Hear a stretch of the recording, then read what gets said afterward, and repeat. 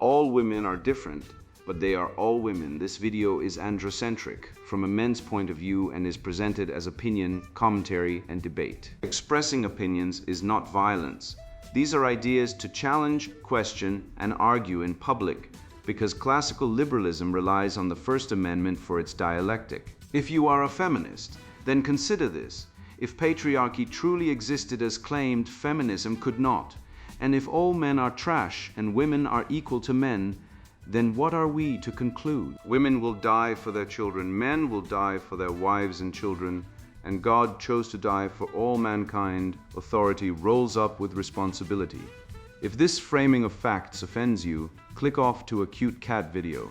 Proceeding further will expose you to gamma bias and criticism directed at ideas, claims, institutions, not at any individual's virtue or dignity. Our method follows the 7 liberal arts: the trivium, grammar, logic, rhetoric, and the quadrivium, arithmetic, geometry, music, and astronomy, and the transcendentals, the good, true, and beautiful. If this framework is not for you, feel free to exit now. It's no disgrace. Women are wonderful. God bless America. Men are great. Feminismus delendus 8. Shit Test Rites, Passing or Perishing, written by Conrad Riker. Available now, links in description. Shit Test Rites, a field guide for men who still notice reality. The Shit Test Trivium, weaponizing logic to crush the feminist killjoy and master the shit test crucible. Look around you at the crumbling ruins of the modern Babylon of woke, and tell me you do not smell the rot of a civilization that has abandoned the transcendental mandate of the true, the good, and the beautiful. You have been sold a lie, a vicious Marxist conspiracy designed to neuter your masculine spirit and convince you that the biological realities of human nature are merely social constructs to be deconstructed. But nature does not care about your feelings, and neither does the woman across the table from you who is, right now, unconsciously running a diagnostic on your genetic viability. We must return to the tester, the Latin crucible, and understand the shit test for what it is: an evolutionary imperative, a merciless sieve separating the gold of masculine competence from the dross of blue-pilled simplicity. You are not a victim of circumstance. You're a participant in a millennia-old drama of hypergamy and selection, and if you refuse to play, you perish. The leftist priesthood and their feminist handmaidens, those professional killjoys described by Sarah Ahmed, have weaponized language to obscure these apodictic truths. They screech about equality of outcome while ignoring the cold, hard data of biological difference, creating a society based on a syllogism that refutes itself. When she asks you to explain a complex concept or accidentally drops her belongings in front of you, she is not being charmingly clumsy. She is conducting a rapid-fire assessment of your frame, your patience, and your resource security. To view this through the lens of modern egalitarianism is to be intellectually castrated. We are going to use the trivium, grammar to spot the test, logic to dismantle the frame, and rhetoric to deliver the coup de grace to reclaim our heritage. I'm going to show you how the red pill is the only cure for the spiritual suicide of the West, using the undeniable weapons of logic, history, and evolutionary biology to smash the idols of cultural Marxism into dust. Apodictic realities of the shit test. Consider the harrowing domestic scene of Socrates, the father of Western philosophy, enduring the torrential abuse of his wife, Xanthippe. History remembers her as a shrew, a term of reproach for the nagging, combative woman. Yet through the lens of biological realism, she was merely executing a rigorous fitness assessment. When she doused the sage with water and he quipped that after such thunder, rain was expected, he demonstrated the supreme masculine frame, immovable stoicism in the face of emotional turbulence. This was not merely marital strife, it was the crucible of testa, the Latin root for test, referring to an earthen vessel or pot in which metals are assayed for purity. Just as a metallurgist heats ore to separate the gold from the dross, a woman administers a shit test, a challenge steeped in metaphoric excrement to see if a man maintains his composure, his logic, and his honor. If you crumble, if you whine, or if you seek solace in the weakness of grievance, you are proven slag, unfit to carry the torch of civilization. Socrates passed because he understood that the chaos of the feminine is a constant against which the masculine must define itself, a reality that the modern leftist mind, mired in the swamp of equality, seeks desperately to deny. We must strip away the comforting lies of the egalitarians and gaze upon the naked apodictic reality of evolutionary biology. Nature is a fascist. She cares nothing for your feelings of fairness, only for the propagation of the fittest genes. Hypergamy is not a social construct invented by the patriarchy to oppress women. It is the biological imperative driving females to seek mates of higher status, resource capability, and genetic fitness than themselves. This creates a perpetual conflict wherein a woman must constantly test her partner to ensure he remains an alpha worthy of her investment, or to determine if he has slipped into beta complacency. The logic is irrefutable. All biological organisms possess evolved mechanisms to assess the value of potential mates. Human females are biological organisms. Therefore, human females possess evolved assessment mechanisms. We call these mechanisms shit tests, and they manifest as nagging, baiting, creating drama out of thin air, or the sudden withdrawal of affection. The man who fails this audit by reacting with insecurity or rage reveals a lack of genetic fitness, while the man who passes with amused mastery signals that his internal state is unshakable, a trait that, across cultures and epochs, correlates directly with high testosterone and reproductive success. You must learn the grammar of this interrogation, for it is distinct from genuine communication. A genuine inquiry seeks information. A shit test seeks a reaction. When a woman asks, "Do you think I'm fat?" or "You're not going to wear that, are you?" she is not soliciting an opinion on adiposity or fashion. She is checking your frame. Will you stutter and apologize, seeking validation, or will you stand firm in your own judgment, perhaps with a smirk or a teasing deflection? This is congruence detection, an evolutionary adaptation to filter out deceptive males who might fake high status with words but lack the substance in action. The leftist academic fools, in their desperate attempt to deconstruct nature, argue that these dynamics are learned behaviors of a patriarchal society, but this is a logical absurdity that collapses under its own weight. If these behaviors were merely social constructs, we would see cultures devoid of them. Yet from the Spartan wife handing her husband his shield with the command to return on it or with it, to the modern Tinder swipe right demanding photographic proof of physical superiority, the mechanism remains identical.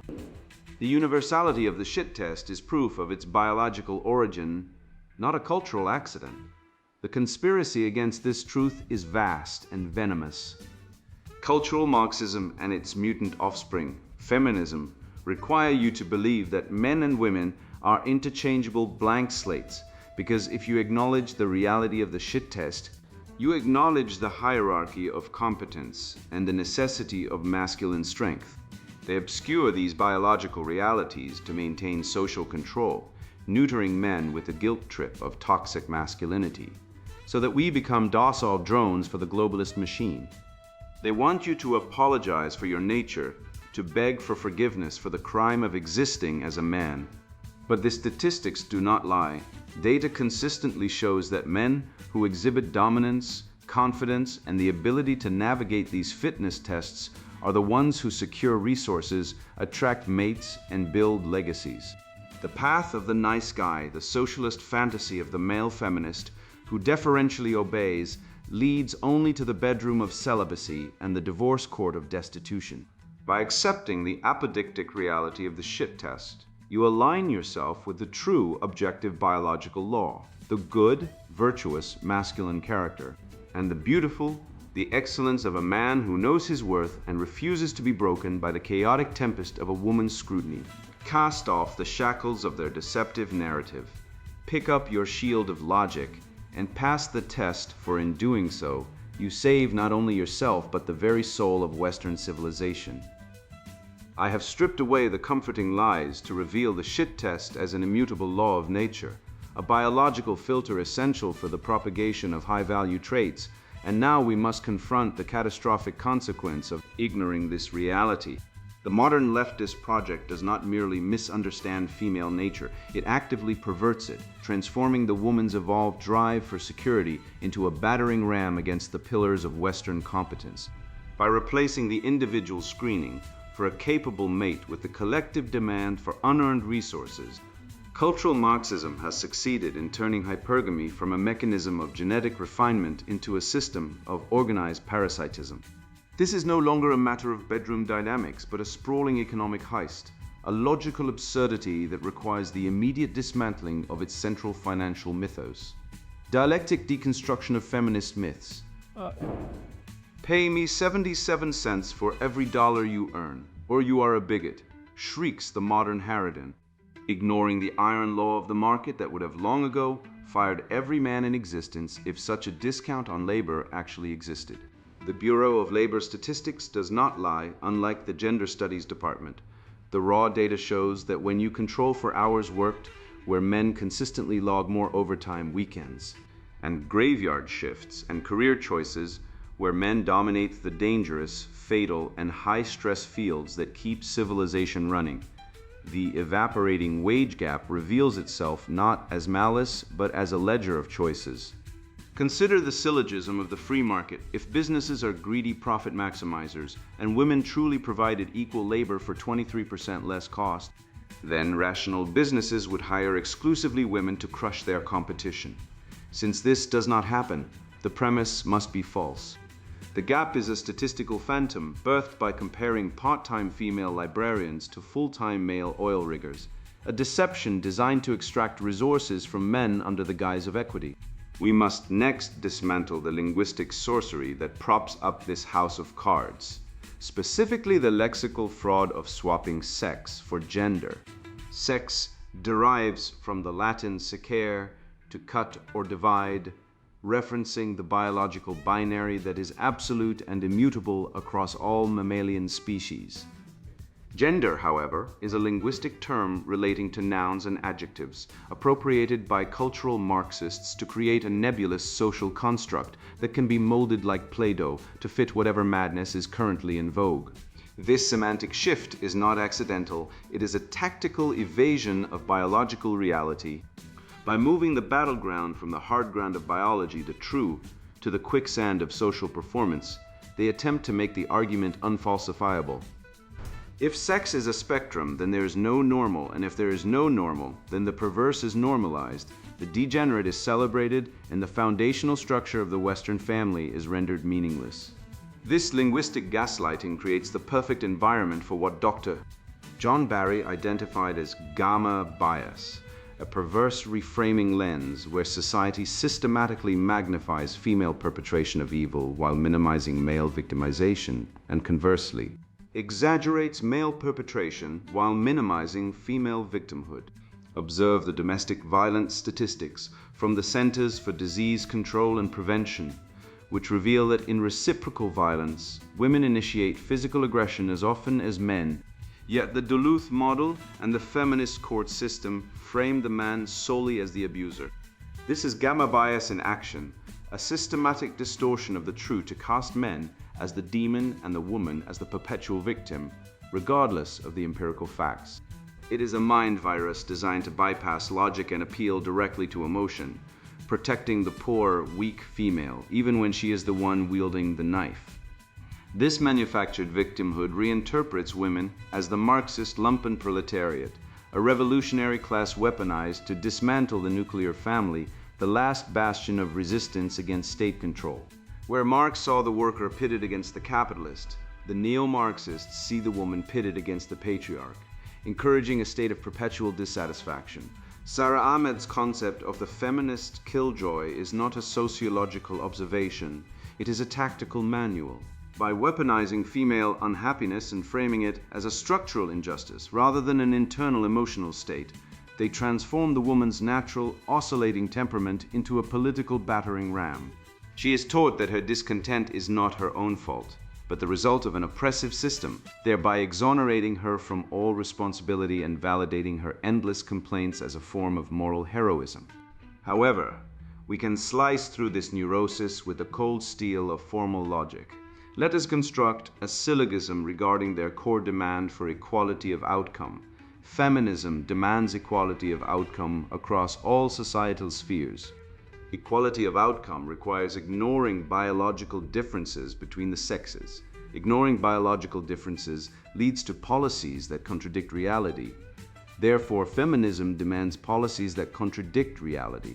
You cannot legislate against gravity, and you cannot legislate against the fact that men and women are biologically, psychologically, and hormonally distinct. To attempt to do so is to try to force a square peg into a round hole with a sledgehammer, destroying the peg, the hole, and the sledgehammer in the process. The cognitive dissonance required to maintain this belief results in the hysterical, screeching meltdown we see on modern college campuses, where biological reality collides with ideological fantasy and reality always wins.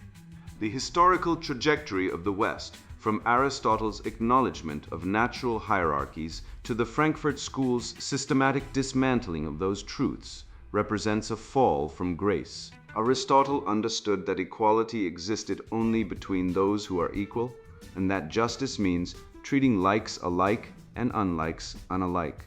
The Frankfurt School intellectuals, realizing that the economic revolution had failed in the West, pivoted to a cultural revolution, infecting the universities with critical theory to rot the civilization from within. They replaced the transcendental values of good, true, and beautiful with the unholy trinity of diversity, equity, and inclusion, concepts that are mutually exclusive and self-consuming. Intersectionality, in particular, creates a logical impossibility, a pyramid of victimhood where the most oppressed must silence the less oppressed, leading to an infinite regression of infighting and purity spirals that paralyzes any genuine action. The only dialectical resolution to this chaos is a return to complementary roles, a framework that honors biological realities rather than trying to erase them. Men and women are not identical cogs in a machine. They are the distinct poles of a magnet, essential and opposite, whose very tension creates the energy of life. The red pill is merely the recognition of the true that men are built for agency and sacrifice, while women are built for nurturing and selection. To force women into the masculine role is to strip them of their distinct nature and to strip men of their purpose. The path forward is not to smash the patriarchy, but to rebuild the partnership, where the distinct virtues of men and women are woven together to support the greatest culture in the known universe, rather than shredded by the lie that they are interchangeable. We have found the metaphysical remedy for our societal decay, a return to the clear biological imperatives that shaped Western civilization. Yet realizing this truth is just the beginning. The difficult work involves implementing this authority in a culture that aims to weaken masculine strength. You must comprehend that while female instinct desires this structure, it also creates constant challenges, biologically programmed to confirm that your competence is authentic rather than merely displayed. She doesn't seek an equal partner as Marxist ideology suggests, but a commanding presence able to navigate disorder she cannot manage. Therefore, each interaction becomes a test, a quiet examination meant to separate the capable from the weak, revealing the lesser male and elevating the valuable patriarch. Socratic scrutiny of gender dynamics. If the old sage were here today, observing modern courtship rituals, he would perceive merely the reenactment of ancient biological scripts masked as dialogue. You have experienced the scenario. Standing in a bar, cafe, or lounge, she delivers the challenge. Teach me something. This may appear as an innocent plea for knowledge, but do not be deceived by the facade of curiosity. It is not a scholarly inquiry, it is a test of competence. She cares little for the topic. Whether regarding complex hydraulic systems or the Roman Empire, she is focused on you, specifically your ability to maintain composure while conveying information. Can you process and explain complex data without faltering? Do you exhibit the patience of a leader or the annoyance of a child? When defining a concept, do you seek approval or grant wisdom? The man who collapses, apologizes for his intelligence, or oversimplifies to avoid intimidating her fails instantly. He indicates that his capability is flexible and that he will lower his worth to appease her insecurity. The man who educates with authority maintains direct eye contact and demands the room's attention, demonstrates intellectual dominance. This is a primitive display. The capacity to transfer vital information remains the signature of a tribal alpha. Consider the drop belonging scenario, a classic social experiment that serves as a dual-layered assessment of character and status. You are walking down the street, and a stranger, a man, a woman, it matters not, drops their groceries or briefcase. The blue-pilled simps, conditioned by a lifetime of gynocentric subservience, scramble like frantic servants to prove their utility, their frantic energy signaling a desperate need for approval. This is weakness masquerading as chivalry. The woman watching does not see a good man. She sees a low-value resource scrambling for scraps of social validation. Conversely, the high-value man observes the situation with calm detachment. He calculates the resource expenditure versus the social return. If he assists, he does so with deliberate, non-needy grace, lifting the burden with the ease of a man capable of protecting his own assets. This signals that he possesses surplus resources, time, energy, strength, and the social status to dispense them benevolently rather than desperately. She is screening for resource security and your place in the hierarchy. A man who rushes is a man who serves. A man who moves with purpose is a man who rules. We see the tragic consequences of failing these audits in the wreckage of celebrity relationships, illuminated by the harsh glare of the tabloids. Look at the decimated marriages of modern Hollywood icons, men who possess every material advantage, yet are systematically destroyed in divorce court. Why? Because they failed the endless gauntlet of shit tests. They mistook compliance for love. When the starlet demanded he sell his favorite car or abandon his friends to cater to her fluctuating emotional state, he capitulated, thinking he was buying peace. He was actually digging his grave. By failing to assert his boundaries, he signaled that his frame was made of glass. The moment he yielded, her attraction evaporated, replaced by a cold, evolutionary contempt for a male who cannot hold his ground. These men are the cautionary tales of our age, stripped of half their wealth and their dignity because they refuse to understand that a woman's love is contingent upon her respect. And respect can only be maintained through the successful navigation of these tests. They were not partners, they were conscripts in their own emotional destruction.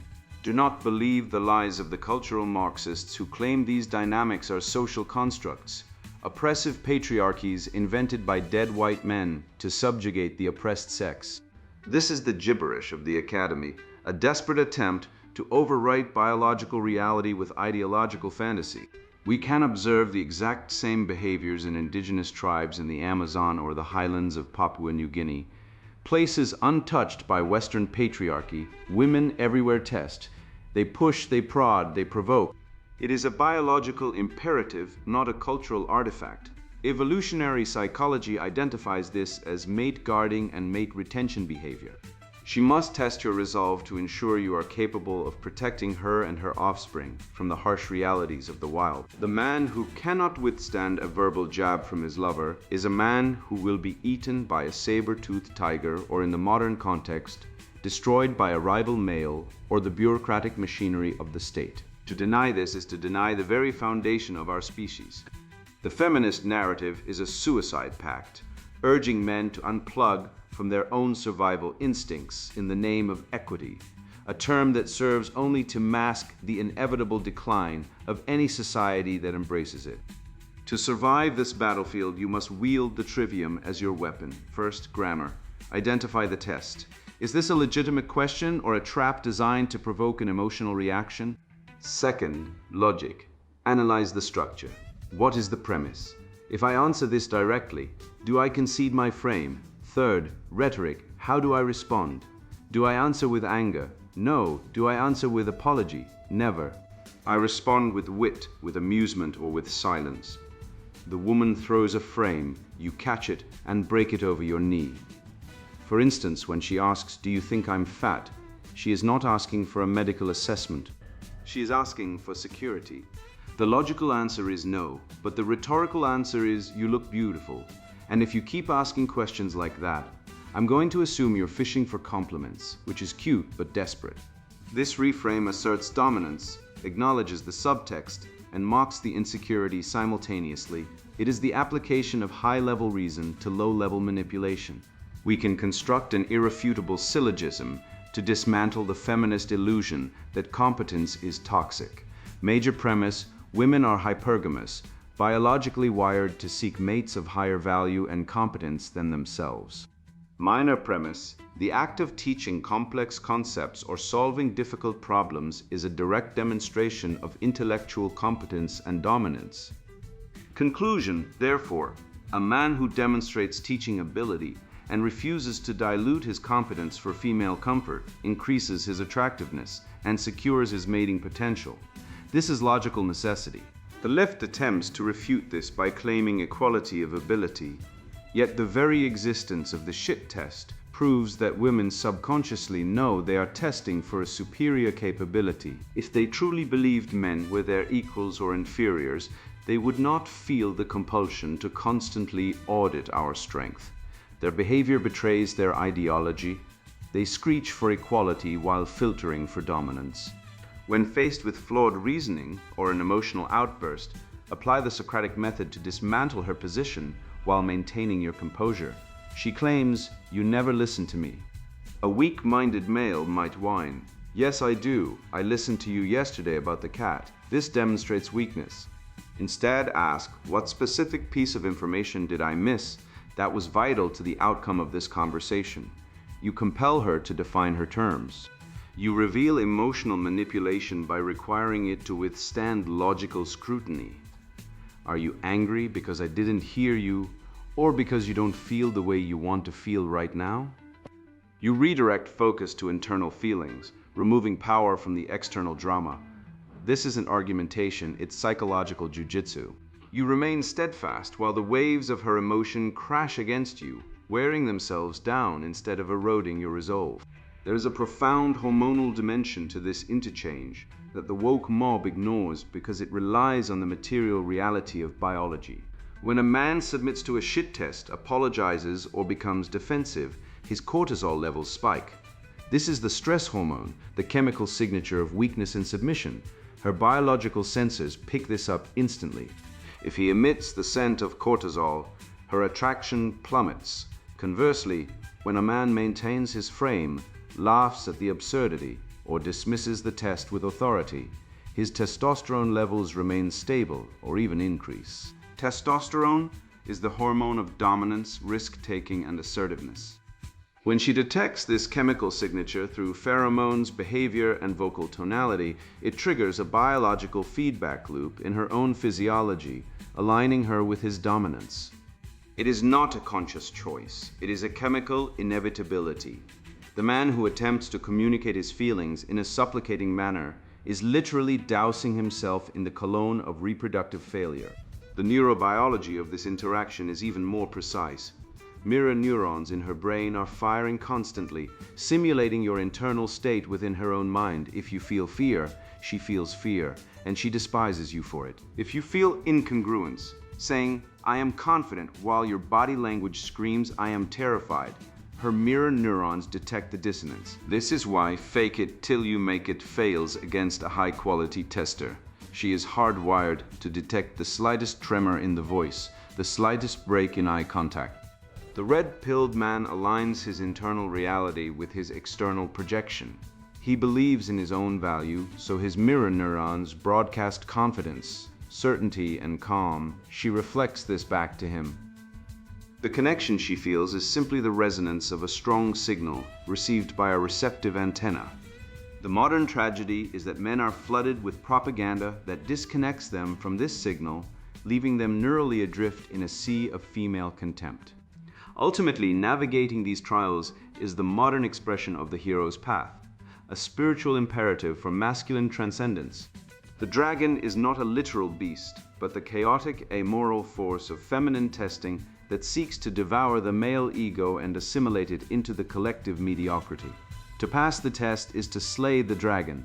It is the act of individuation, the process by which a man separates himself from the matriarchal consensus and establishes his own sovereign will. This is the living spirit of Western civilization, the triumph of the logos over chaos. Every time you hold your frame, Every time you refuse to apologize for your existence, every time you answer a shit test with a smirk and a syllogism, you are not just winning an argument, you are performing a sacrament. You are redeeming the sacred masculine order from the degenerate rot of a culture that wants you castrated, docile, and dead. You are choosing to perish rather than submit, and in that choice, you find the only life worth living. Do not confuse this sacred mission with abstract philosophy. The consequences involve actual human lives harmed by the tangible machinery of cultural decay around us. This spiritual conflict becomes physical, damaging men throughout society, casualties of a structure that rejects masculinity while still requiring its abilities. Looking at modern relationships and social patterns, I observe many men diminished by their failure to identify and address these power dynamics. They move through life without purpose, their natural masculine strength weakened by a culture that glorifies their ruin. This isn't exaggeration, but reality visible in suicide rates, divorce proceedings, and the empty expressions of men who have lost their resolve.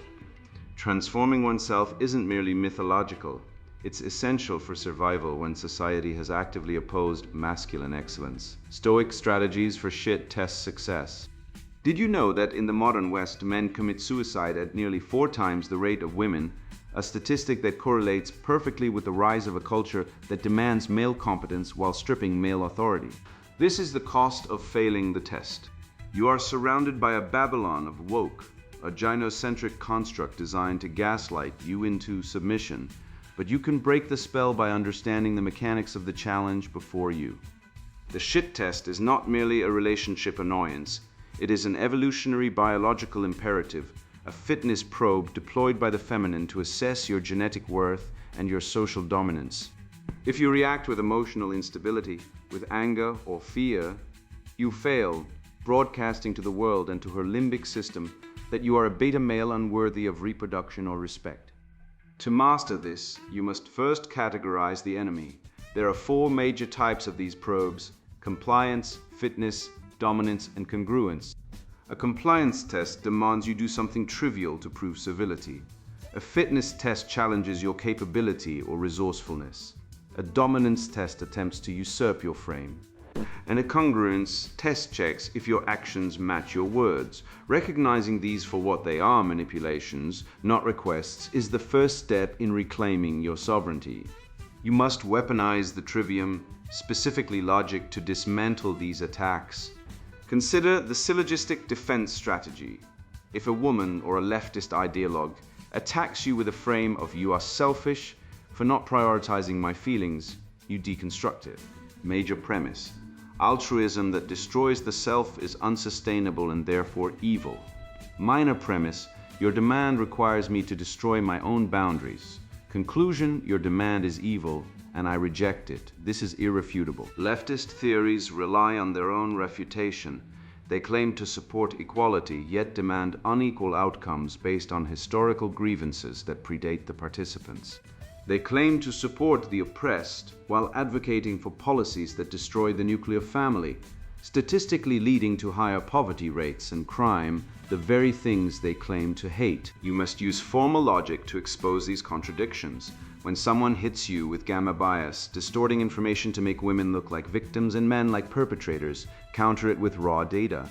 For example, cite that despite the equal pay myth, when controlling for hours worked, career choices, and experience, the gap vanishes, or that men constitute the vast majority of workplace deaths and combat fatalities. A reality the cultural Marxists conveniently ignore. Once the logic is sound, you must deliver it with the rhetorical mastery of the Western canon.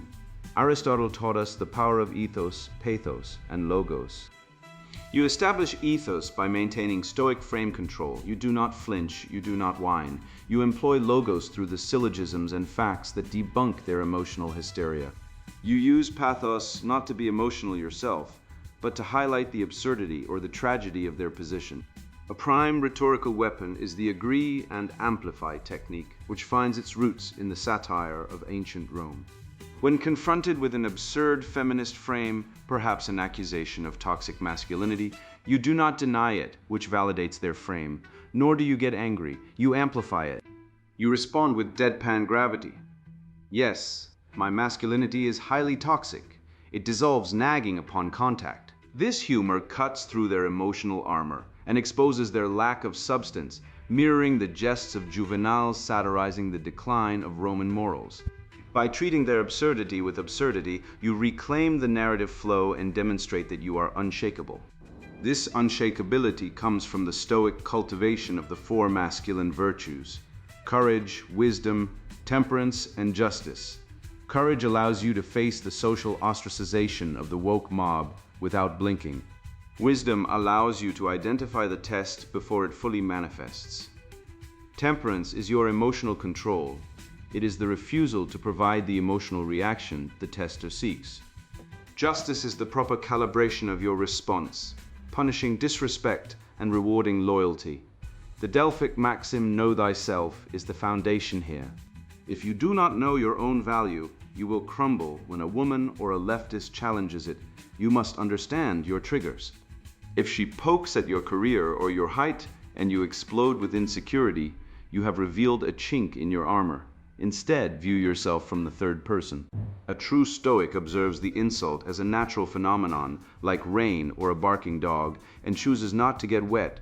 Frame control methodology is simply the refusal to accept the premise that you are the villain in their story. You are the protagonist. They are merely non-player characters offering a quest sidetrack. Look to the historical titans who mastered these dynamics. Consider the boardroom titan of the 1980s. A man who, when a female subordinate attempted a dominance test by publicly questioning his data in a meeting, did not apologize, nor did he rage. He paused, looked at her with the cold stare of a predator, and asked, "Are you finished?" Then he continued without acknowledging the validity of her outburst. He passed the dominance test. He maintained his ethos. We see this in the lives of statesmen who refused to bow to the mob. When the media or political opponents hurled insults, they used the gray rock method or sharp wit to deflect. These men understood that the transcendental reward for passing these tests is not just a peaceful dinner or a promotion. It is the restoration of the masculine spirit. By refusing to bend the knee to toxic femininity, you revivify the spirit of Western civilization that built the greatest cultures in the known universe.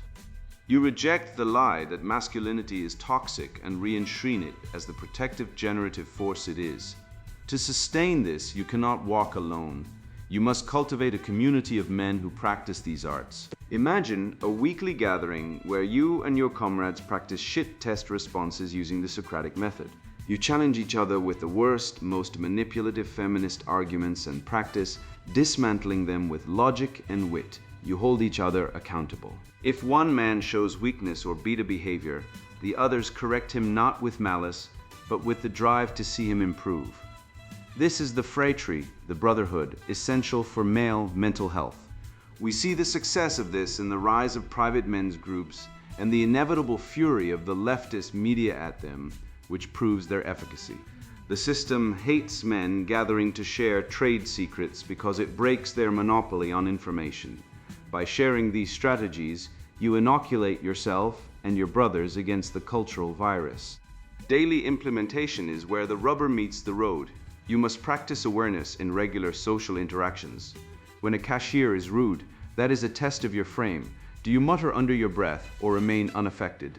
In business, when a client tries to lowball you, that is a compliance test. You respond with counteroffers, not submission. You treat every interaction as a chance to exercise your rhetorical muscles.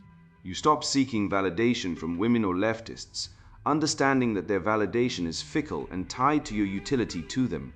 Instead, you seek the approval of history, of logic, and of the divine order. You realize that the degenerate demons of our age, envy, sloth, deceit, are the root of critical theory, and you combat them with the antonyms ambition, discipline, and honesty. You stop viewing yourself as a victim of the matriarchy or family courts and start viewing yourself as a gladiator entering the arena. The statistics on fatherlessness and divorce are grim.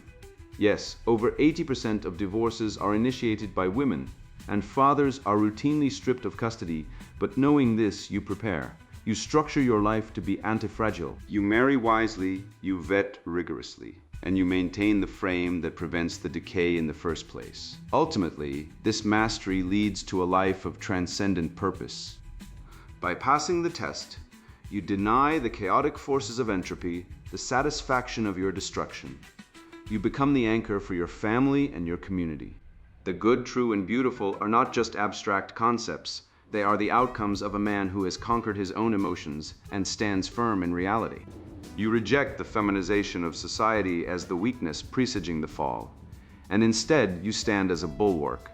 You understand that the lies of Marxism and feminism are merely the screaming of children terrified of a world that requires competence and strength. Let them scream. You will be too busy building, loving, and conquering to notice. This is your birthright. Take it. I have dragged you through the mud and the blood of the biological battlefield, stripped away the comforting lies of the matriarchy, and handed you the cold, hard steel of apodictic truth. You see it now, do you not? The feminist killjoy is not a political revolutionary. She is merely a mechanism of evolutionary biology filtering for weakness, a biological imperative weaponized by Marxism to dissolve the Western family. The syllogism is irrefutable. All organisms seek to maximize genetic fitness. Women shit test to verify male fitness. Therefore, resisting these tests is a rebellion against nature itself. When she asks you to teach her something, she is not seeking knowledge. She is probing your competence and patience.